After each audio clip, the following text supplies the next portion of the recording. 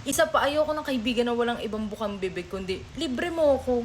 Bakit? May pinatago ka ba sa akin? But don't get me wrong, nagpapalibre din naman ako sa kaibigan ko, pero hindi palagi. Yung kada alis kayo, magpapalibre ka sa kanya. Hindi naman ganun. Meron akong kakilala dati ganun siya. Yung kada ayain mo siya, ang sagot niya palagi. Bakit? Libre mo ba? Eh pera naman siya, may work naman siya. Pare-pares naman kami ng sinasahod. At ito pa, pag libre, sumasama siya. Tapos pag kay KB, hindi siya sumasama. Tapos meron pang isang happenings na sumama siya sa gala namin. Pero in-expect niyang magbabayad sa kinain niya, yung friend namin. Kasi yun daw yung nag-aya sa kanya, kaya dapat daw libre nun. Bakit? Kailan ba nagkaroon ng kasabihan na ganun? Kahit nung unang panahon, wala namang kasabihan na ganun eh. Ang ending nun, yung kaibigan namin yung nagbayad kasi tawa lang siya ng tawa kasi wala daw siyang dinalang wallet. Buisit, diba? Siyempre, pag inaya mo yung kaibigan mo, natural lang na ayain mo sila kasi namimiss mo sila. Sobrang nakakatamad mag-aya kapag kaalam mo yung sagot ng kaibigan mo, libre mo ba? Like, bakit? Ililibre kita sa personal pag gusto ko, hindi mo ako kailangang utusan.